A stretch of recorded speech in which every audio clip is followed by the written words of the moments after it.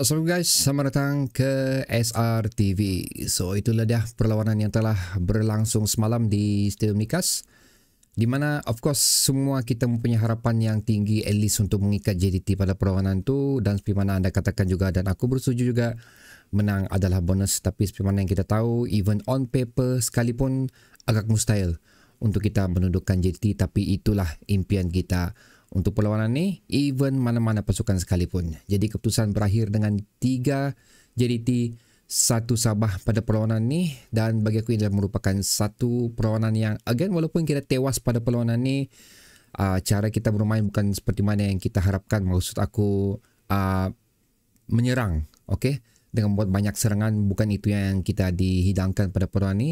Of course kita memahami kenapa percaturan tersebut dilakukan oleh OKS, kerana again kita menentang salah satu pasukan yang mempunyai rekod yang terbaik setakat ini di saingan Liga Super. Walau macam mana pun, aku tetap berpuas hati dengan apa yang ditampilkan oleh Sabah FC. Sekali lagi, kita faham, kita semua faham kenapa semua ini berlaku. Kita semua faham kenapa the only way untuk kita mencari peluang untuk menjaringkan gol melawan JDT ini adalah melalui counter attack. Dan memang itu adalah formula yang sesuai setakat ni dengan kemampuan Sabah FC setakat ni, dengan tiadanya dua key figure utama lagi dalam skuad Sabah FC pada perlawanan ini, iaitu Darren Lock, dan yang paling kita rasa ketiadaannya ialah Sadil Ramdhani. Banyak memberi kesan yang besar lah untuk persembahan Sabah FC, kerana aku yakin sekiranya especially Sadil dalam perlawanan ni, beberapa counter attack larian yang terbuka, di mana beberapa kali kita melakukan counter attack yang hanya tinggal 2 atau 3 defender JDT saja. Kalau Sadil berada di posisi tersebut, sudah pasti akan menjadi satu perlawanan yang berbeza pada perlawanan ini. Bukan aku mengatakan sekiranya ada Darren Lock dan juga Sadil kita akan menang, tapi at least satu persembahan yang cukup berbeza boleh ditampilkan.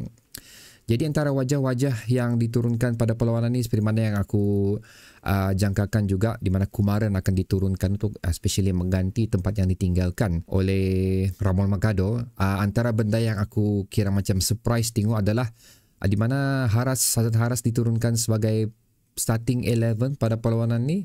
So walaupun beliau cukup muda, so mungkin ini merupakan satu bilang orang perlawanan yang belum sesuai untuk diturunkan selaku pemain muda yang mempunyai minit permainan yang kurang terus ke perlawanan yang sukar. Bagi aku adalah merupakan satu macam bilang orang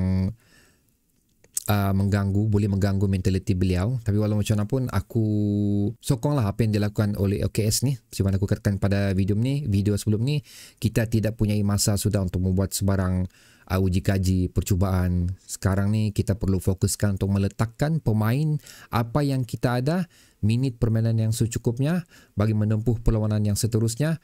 Kerana again, depth squad kita especially di bahagian hadapan selepas pemegian Ramon Magado sudah tidak mempunyai kedalaman yang cukup bagus. Dikenakan lagi buktinya sekarang apabila Darren Lock lagi injured, Sadil lagi injured, tidak ada pemain yang betul-betul boleh mengisi kekosongan tersebut. So that is why kenapa sangat penting untuk menurunkan pemain-pemain yang jarang sekali kita nampak pada musim sebelum ini. Dan seterusnya harus juga diganti dengan satu lagi pemain muda pada perlawanan tersebut, iaitu Harid Naim. So ini pun merupakan bilang orang satu substitute yang mungkin tidak patut berlaku, tapi again ianya perlu juga dilakukan, kerana again seperti mana yang reason yang aku katakan sebelum ni lah. Kalau kita tengok statistically perlawanan ni, shot on target, shot yang telah dilakukan oleh Sabah adalah sebanyak 5 shot, manakala JDT 18. Off target 3 Sabah, 6 JDT, dan on target 2 Sabah, 6 JDT pada perlawanan ni. Tapi walau macam mana pun, daripada 6 on target yang dilakukan oleh JDT itu berjaya ditidakkan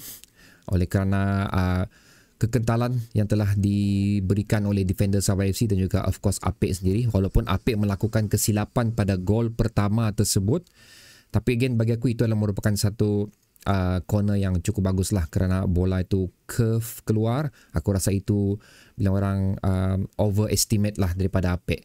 Jadi tidak dapat apa-apa yang dilakukan, dan salah satu tindakan yang bilang orang aku boleh katakan salah juga. Tapi again, sepakan sudut yang dilakukan oleh pemain jadi itu memang cukup bagus lah. Memang tidak dijangkakan ia akan dilakukan secara sedemikian. Dan seterusnya, gol ketiga daripada JDT adalah penalti oleh kerana Wilson menjatuhkan Arif Aiman di kotak D.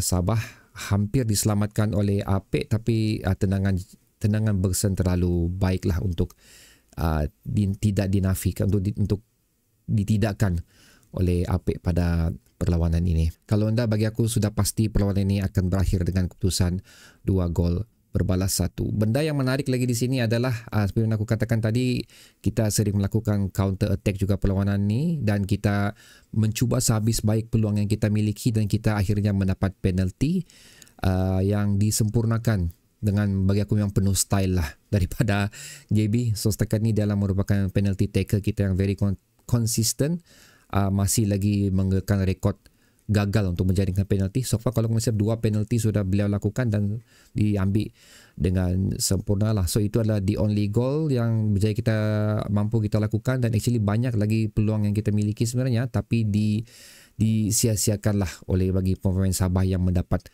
peluang tersebut. Jadi ya guys, so itu sajalah rumusan untuk perlawanan ni, dan aku ingin menyentuh pula mengenai kedudukan Liga. Walaupun kita tewas pada perlawanan ni, tapi kita masih lagi mengekalkan kedudukan kita di tangga keempat. Ini pun nasib jugalah kerana PDRM dan juga Seri Pahang gagal untuk mendapat 3 poin seterusnya untuk mereka. Ini pun bukan satu perlawanan yang aku agak terkejut lah, kerana especially Seri Pahang tewas pada perlawanan tersebut. Dan sekarang ni kita menanti perlawanan di antara Selangor dan juga KLCT, di mana sekiranya KLCT mampu juga untuk membuat surprise pada perlawanan ni, ada kemungkinan kita akan dipintas daripada kedudukan tangga keempat kita. Okay, so guys, sekarang giliran kamu pula untuk meletakkan pendapat kamu bagi perlawanan ni. So ya, letakkannya di ruang komentar di bawah, dan berjumpa lagi di video akan datang. Assalamualaikum.